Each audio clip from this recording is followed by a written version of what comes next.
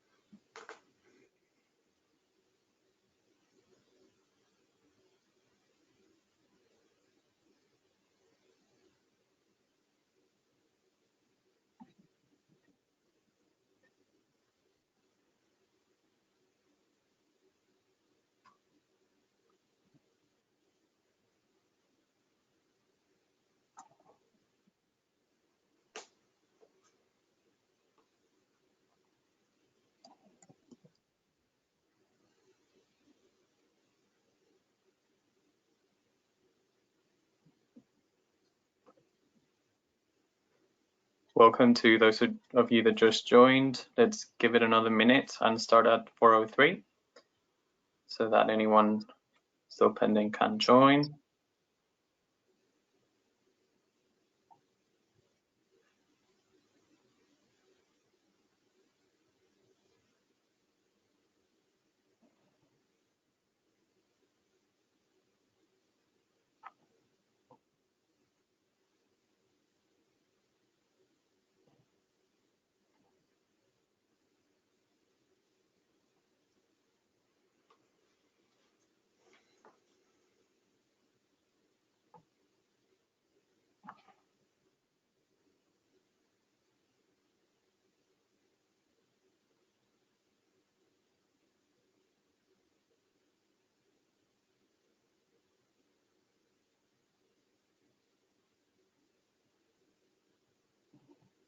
Okay, so it's 4:03 now. Let's get started.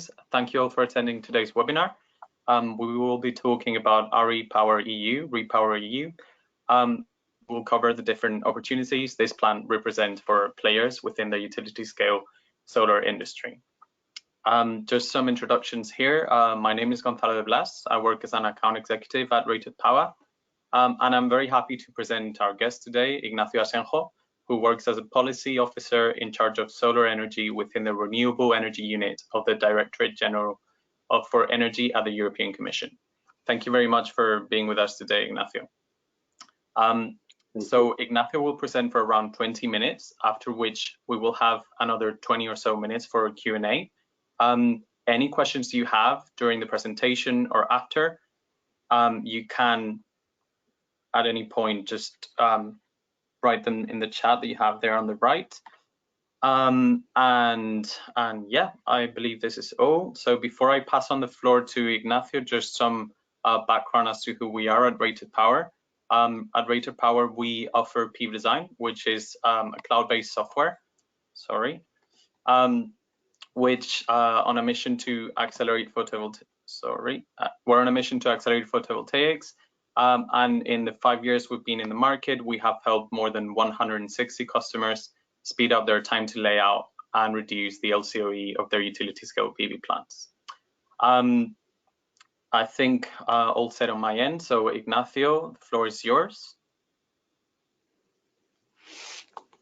Thanks a lot, Gonzalo. It's really a pleasure to be here for us in the European Commission and Director General for Energy. It's very important always to be in permanent dialogue with the private sector, and in particular the renewable energy sector.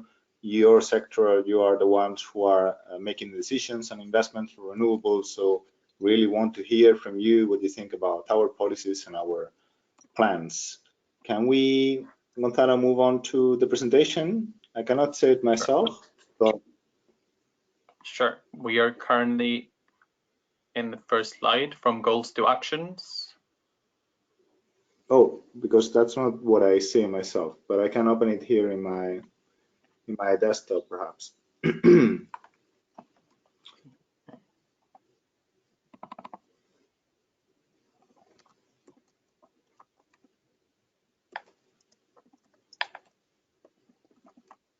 In any case, so first of all, we need to think about the context of this proposal. The context, we have adopted a specific strategy for solar energy, which is something that normally the European Commission does not do, because we want to have always a comprehensive view on the whole energy sector, and we don't normally have specific strategies and communication on specific technologies.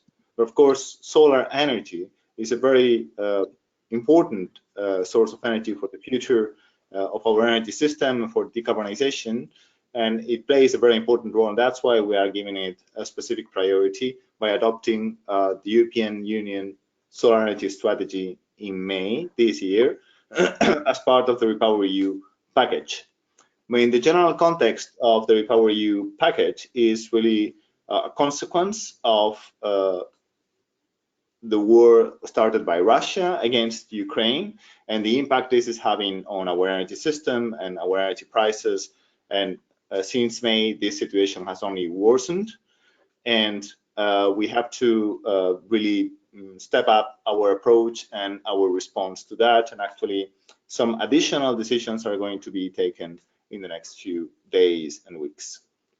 But I will still focus on what we did in REPowerEU in May. If you have questions about decisions that are being taken now, we can, of course, try to reply to those, taking into account that this is, of course, work in progress. What we did in May in this REPowerEU package is an approach to ensure independence from Russian fossil fuels by 2027. We want to look at the supply of natural gas, of course. We want to increase imports of liquefied natural gas. We want to increase imports of pipeline gas from all the countries, including Algeria or Norway or Azerbaijan. We want to increase biomethane production. We want to save energy, and there was a very important measures adopted after this package for measures to save gas in particular. And we want to promote renewables at large. We want rooftop solar to reduce gas demand. We want heat pumps to reduce gas demand. And we want, in general, to accelerate the deployment of wind and solar. In order to accelerate that deployment, we want to increase the target set at EU level for 2030 from the proposal to be made of 40% to a new proposal of 45% of renewables in the primary energy of the European Union. There was a previous target that was 20% by 2020. That target was achieved, and very few member states did not achieve the target, but in general, at the EU level, it was achieved at level 22%. Now we are proposing to raise that target to 45%, and this may seem to some people maybe a very high level and political issue, but actually this then has real effects on the ground, in particular through the NECPs, the National Energy and Climate Plans, that need to be updated next year. And we also want to increase the target for energy savings. Next slide, please, Gonzalo. Sure. Thank you. So when it comes to the specific focus on the role of solar energy in this REPowerEU strategy, we have focused on the challenges that we are facing. First of all, according to our scenarios that were based first on our Fit for 55 legislative proposals that were made in the summer of 2021, where we want to achieve a reduction of greenhouse gas emission of 55% by 2030.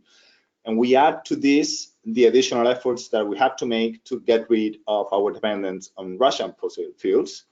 The conclusion is that the acceleration of PV deployment will lead to almost 600 gigawatts installed by 2030. And this compares to more or less 136 gigawatts installed by 2020. This, as you can see in the slide, is actually alternating current figures. Normally, the industry works with DC figures and installations. We need to use AC figures for technical reasons. So these more or less can be equated, the 600 gigawatt more or less can be equated to 620, 650 gigawatt by 2030. So it's an extension of the expansion. We need, of course, large-scale deployment based on renewables, auctions for renewable energies, and market signals, including power purchase agreements. We need also decentralized rooftop deployment, which are going to be linked to self-consumption. And on top of these two, we need to have also innovative forms of deployment, what we are calling innovative forms of deployment. Think about agri-PV, building integrated PV, PV integrated in infrastructure. More about that later. We have identified two cross-cutting challenges for these acceleration of expansion. Is that we need faster permitting procedures.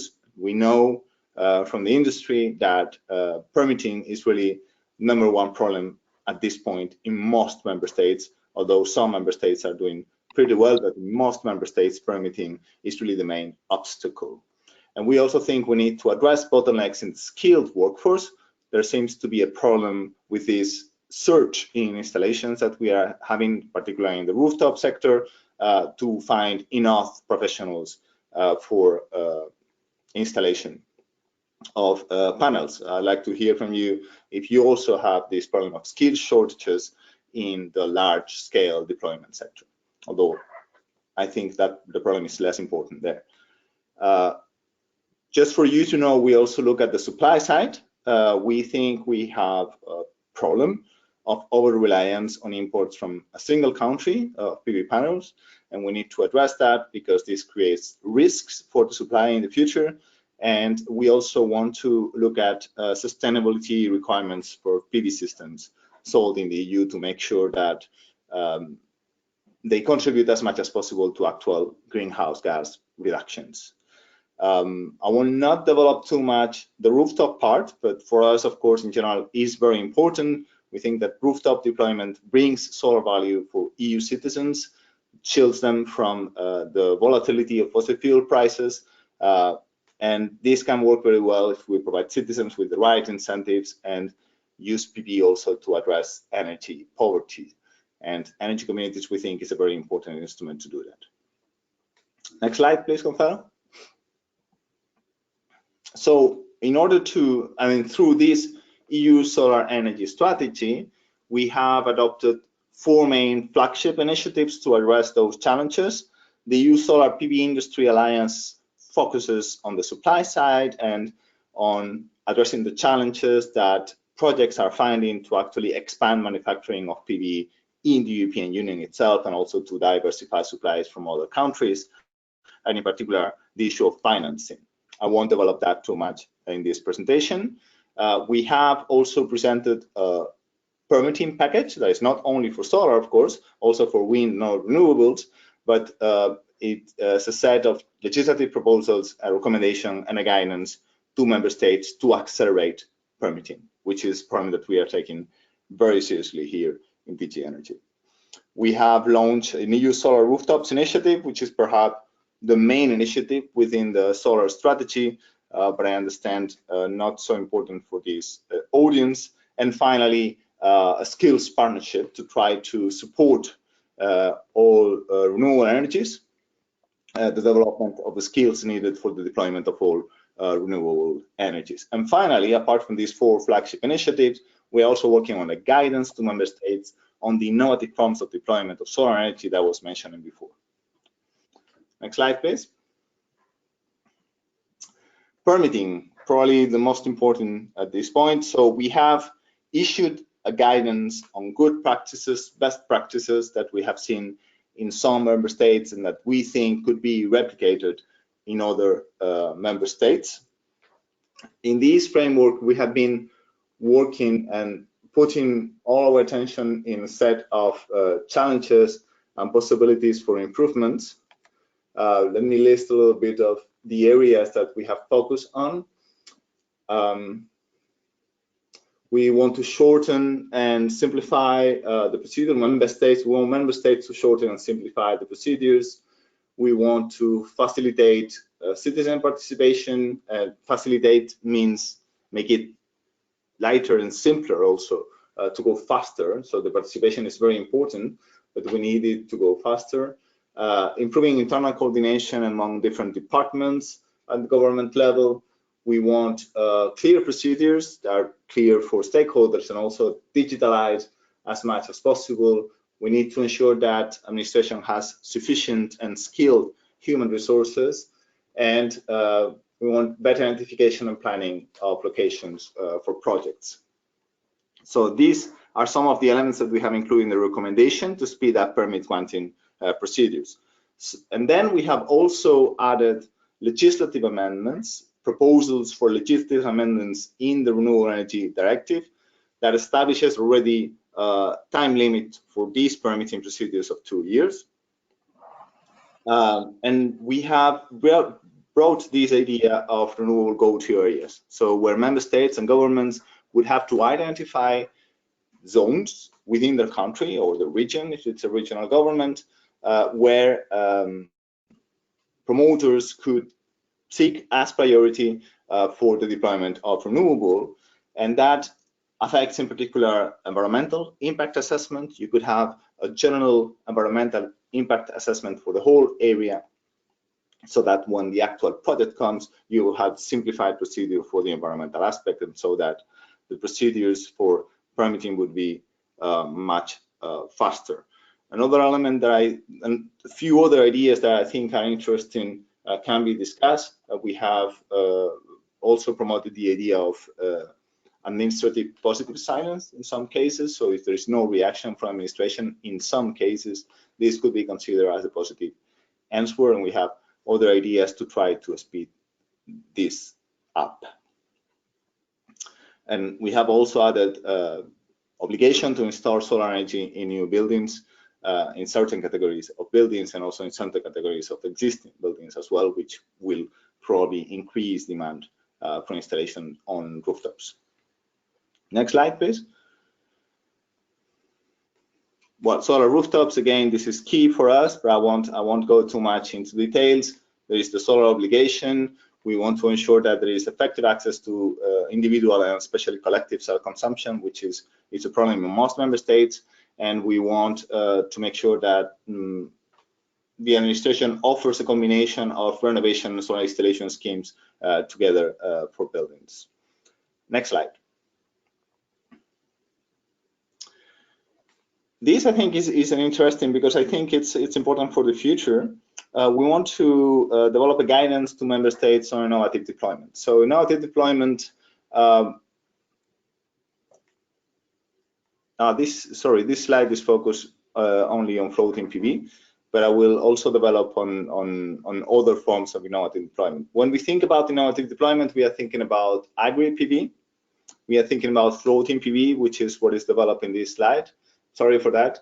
Building integrated PV, infrastructure integrated PV, so PV in particular along transport infrastructure. It can be also be in other contexts, but mostly transport infrastructure. We have been thinking about canals also, irrigation canals, for instance, and finally vehicle integrated PV, which we think is has an interesting potential in terms of reducing emissions and contributing to the deployment of electric vehicles. All of these different forms of deployment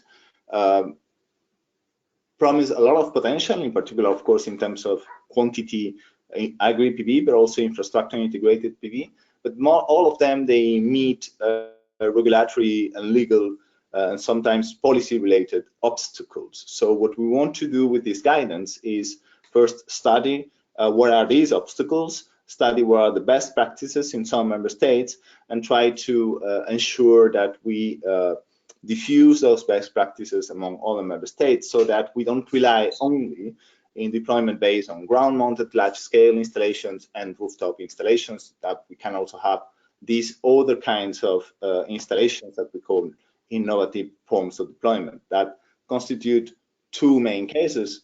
One is dual use of land, such as agri-PV, and the other is the integration of PV in other products, such as building integrated PV. This, we think, is important for the future and can be important also for the European solar PV industry, because this will create demand for new kinds of panels and customized panels, and this could be interesting for the European industry that is closer to the customer and can be more innovative than imported panels.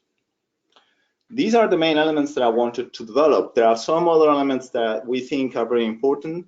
In the guidance for permitting, we also provided guidance and recommendations on power purchase agreement to member states, which we think is a very important element for the future. We need to go beyond purely subsidized renewable generation and to go more towards purely market-based renewable generation, but they can't depend only on spot prices, of course. So we think power purchase agreements are very important.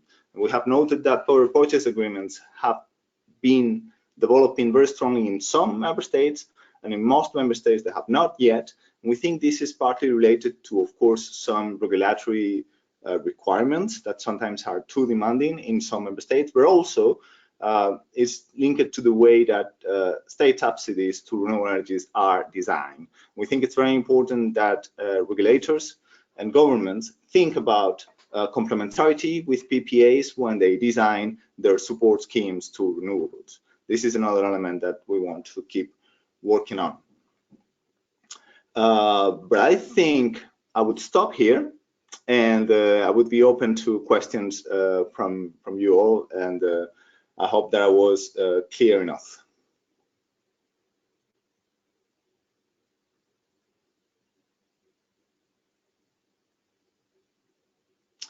I think, Gonzalo, you are unmuted. Okay, so you can all write your questions in the chat on the right. Meanwhile, while you do, I have a couple questions for you, Ignacio. So first one would be, since there is no entry barriers to non-EU developers, how is the EU Commission facilitating permissions in terms of this? Facilitating what? The permissions, the permits. No, I don't understand the question. So yes, non-EU developers can come to the European Union. How is that linked to permitting? I don't understand the question. So it's the process is the same, right, for EU and non-EU developers, basically. Well, I mean, EU legislation doesn't really allow to discriminate against non-EU developers. So the permitting procedures would not, in principle, give any kind of priority to EU developers over non-EU developers, if that is the question. If we did that, then we cannot complain about mistreatment for EU developers in the United States, for instance, or Brazil. Of course, of course. And is there any website where solar players can access the different energy plans of the EU Commission? Like, where can this information be found by them? Yeah, there's an energy website of the European Commission that I can share afterwards, but there's an energy website of the European Commission. Some of the, I mean, all the relevant documents are always there. They are policy documents that need to be analyzed in detail and with care. Great. Okay, we have one question from Diego Lobo Guerrero, who asks, what is the timeline for those measures until the resolution is taken by the EU law creation and the laws enter into force in the different member countries? So what is the timeline between these two processes? Yeah. So for the elements that I have presented as legislative measures, so it's important to come back to the Fit for 55 package, which was a package of legislative proposals that was presented in the summer of 2021. In that framework, we proposed a revision of the Renewable Energy Directive. So we made that proposal more than 1 year ago now.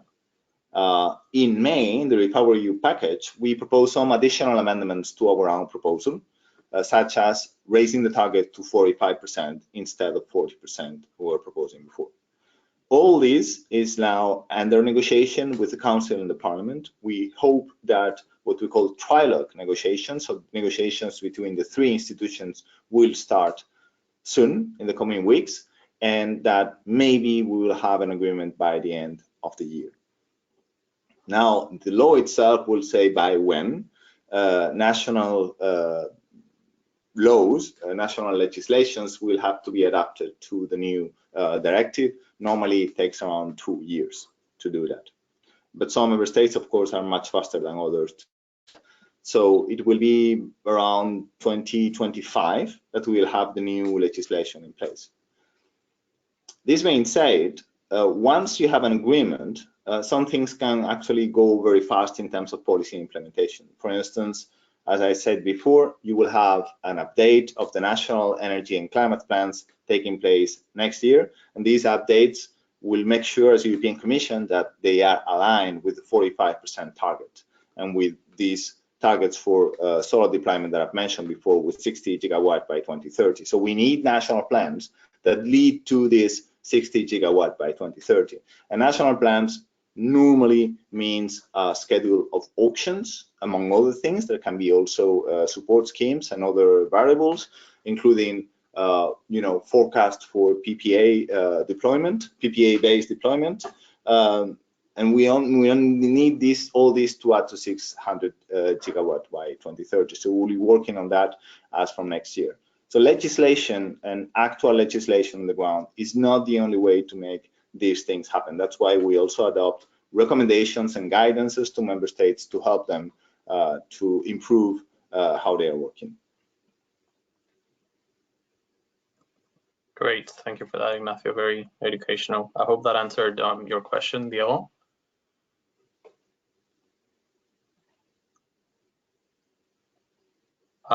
Another question on my end, while we have other questions from the public. So last week, there was an announcement regarding a proposed windfall tax.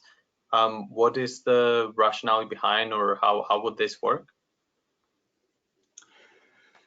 Yeah, so these have to be careful because these, what we call emergency measures, will only be adopted by the European Commission as proposals tomorrow. So I cannot give you details. And the only things that I can say have to be based on elements that are already in the public sphere. And in particular, declarations from our President, Ursula von der Leyen, as well as the summary of the discussions in the Council of Ministers last Friday on this topic as well. So what we as Commission understand is that we have a real energy prices crisis, that the gas prices are being transmitted through the energy market system to electricity prices, and that consumers, all consumers, including industrial consumers, and in particular vulnerable consumers, are suffering excessively of these prices. And so that we need to establish a certain revenue transfer from generators to consumers. The idea is to have a revenue cap on inframarginal generators that will recover part of those revenues up to a certain cap that needs to be decided and defined. And these proceedings will have to be used by the member states to compensate consumers. That's the main idea. The second idea that we have is an idea on demand reduction for electricity, which will focus probably on peak prices. So the moment of peak prices and trying to attack a little bit these peak prices to reduce demand at those points so that will contribute to avoid the entry of gas in the electricity mix and so reduce the prices at those moments as well. These are the two main measures that we can announce at this point. I cannot give more details, but tomorrow at noon, in principle, after the Commission meeting, the adopted documents will be published. Great, thank you, Ignacio. Will be. Also, I'd like to add that this will be a temporary measure. That's important to understand and to add that it will only be active for a few months, actually.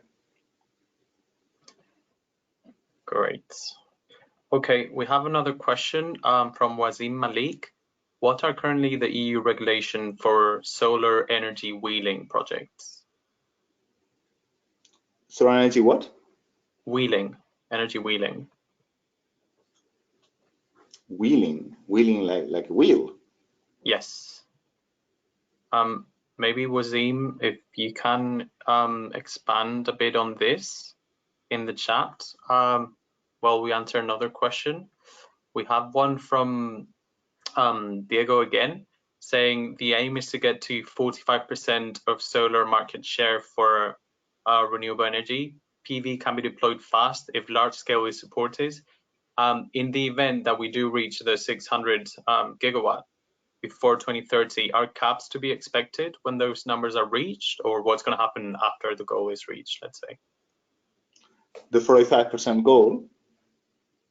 And the 600 gigawatt. The 600 gigawatt. No. So, okay.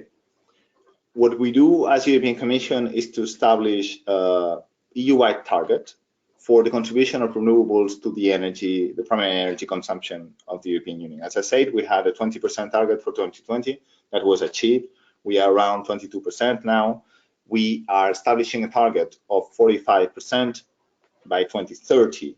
Contribution of renewables to the energy consumption, which is not a contribution of renewables to the electricity system, but to the whole energy consumption of the country, including, of course, cars and mobility and heating, everything, which is calculated on a very complex basis. With this target and with the new conditions created by the geopolitical situation with Russia, we have concluded we will be achieving 600 gigawatt by 2030. This is absolutely not a cap. This is an aspiration, and hopefully these 600 gigawatt will actually be overcome by 2030. That's at least what the industry, the solar PV industry, is telling us, that they think that in DC terms they will be at 1 terawatt by 2030. This will see the reality, but there is absolutely no cap, and there is no cap for PV. This is just an aspiration that we have, and the calculation that we have made of how much PV we would have with 45 renewables energy system.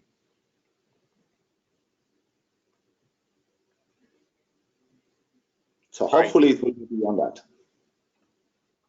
Brilliant, thank you, Ignacio. We have another question from Matej Miric, asking what kind of guidelines will be given regarding PPA agreements. No, so on PPA agreements, we have already issued guidelines. These guidelines are addressed to member states. As European Commission, we often issue recommendations and guidance to member states. We issued one guidance specifically on permitting, which I was mentioning about before, and also on PPAs. So I also urge all of you to check that as well. And there we provided recommendations to member states. As I was mentioning, there are two main kinds of recommendations. First is that in some member states, there are too many constraints and too many rules as to when you can sign a PPA or not, and what it implies. There is not enough freedom actually for this bilateral contracting. This is some specific cases. For us, the main issue why PPAs have not taken off in most member states in the European Union is the way that support schemes and subsidies to renewables are conceived. And we think that in the design to these auctions and the subsidies that are distributed through these auctions and through other systems as well, in the design, policymakers have to think about the interplay with PPAs. Sometimes projects that are within the auction system and are receiving subsidies cannot easily get out of those subsidies to sign a PPA that could be even more profitable than the subsidies themselves and provide the same level of certainty in many ways. So these needs to be designed in the right way to allow complementary development of PPAs. This is our point of view. We think PPAs is a clear element to the development of renewables in the future, because we cannot rely simply on spot prices as we are doing mostly today. We need long-term hedging and long-term contracts that provide certainty to both generators and investors, but also to customers. Okay, thanks, Ignacio. So going back to Wazim Malik's question about energy wheeling, I was reading energy wheeling is basically the transportation of electric energy from within an electrical grid to an electrical load outside of the grid boundaries. I don't know if this rings a bell. He was asking about the EU regulations in terms of this. No, actually, no. I have never heard about this, and I tend to know the solar sector quite well, so I'm not sure what I can say. So this is about bringing electricity outside the grid.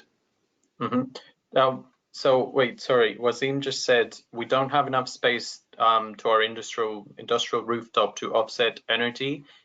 Could it be possible to connect solar plants at a remote location and then connect it to the main meter to achieve net zero? So I guess it's like offsetting from a different place. Oh, yes, of course. This is what most PPAs actually do. Huh? So most PPAs, I mean, of course, if you are an industrial actor, for instance, okay, if you have an industry, you have two options. Either you develop your own renewables project, which is something you can do, and connect directly to your grid and use directly the solar generation coming from there, or you can sign a PPA. And in this PPA, of course, it's in virtual terms. I mean, you're gonna continue to receive the electricity from the grid as normal, but through your PPA, you can ensure that you are contributing to renewable generation and you are paying the price that you have signed in your PPA for this renewable generation. So, but it's of course virtual. I mean, it's not happening on your ground. Okay, yeah, that makes a lot of sense. Great, thank you, Ignacio. We have another question from Marilux asking, how does the REPowerEU plan address the challenge of energy storage and grid stabilization, often linked to the expansion of renewables?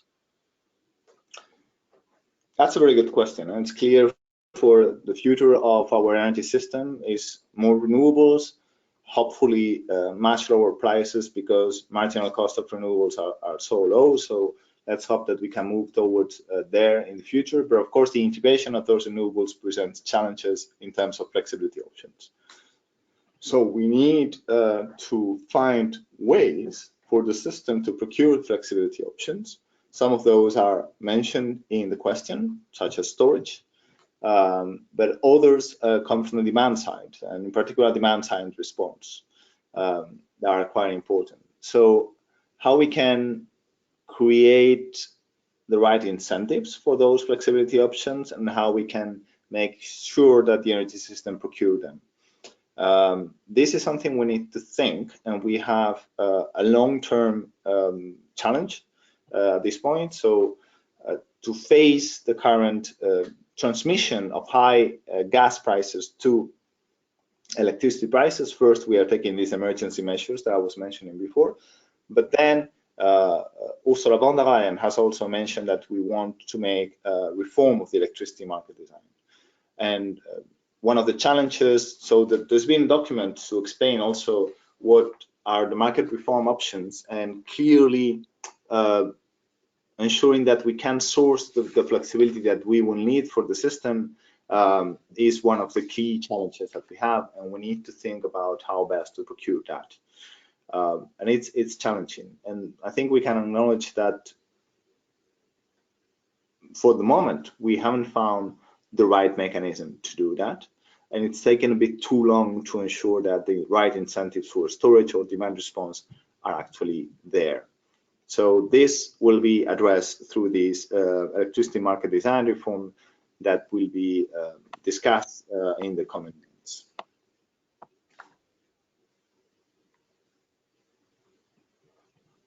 Great. Okay. One other question from Bhaskar Kora. Do you have resources to help investors with technical and feasibility reports as well as permitting procedures? No, as European Commission, we cannot do that. No. Member states can provide this kind of support, but I'm not sure that they do in practice. Great. We had another question from Diego Lobo asking about whether we can share some links about the REPowerEU plan. We definitely can. After the webinar is over, we will send a mailing with information on this. Yes, no problem. Can do that, and there you will find the whole bunch of documents, including the EU solar energy strategy at large, and as well the recommendation and guidance to member states on permitting and PPAs that I was mentioning before. Great. We have another 5 minutes, so if anyone else has any questions to ask.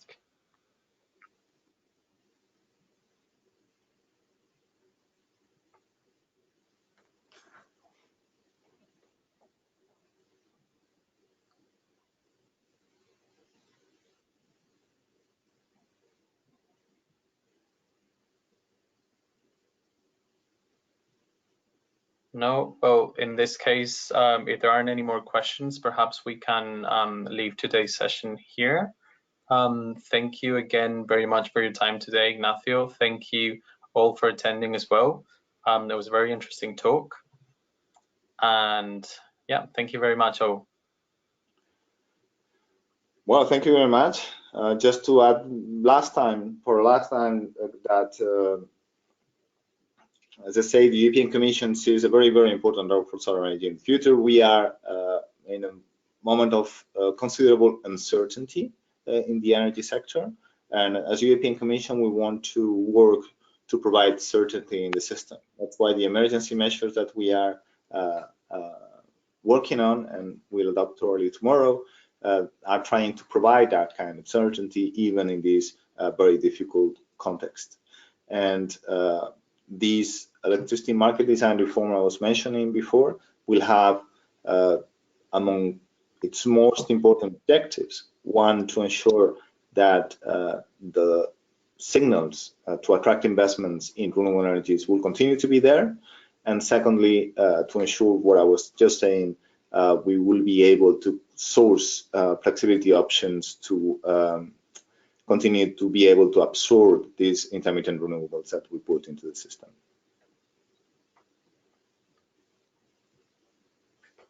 Thanks a lot for your patience. Great.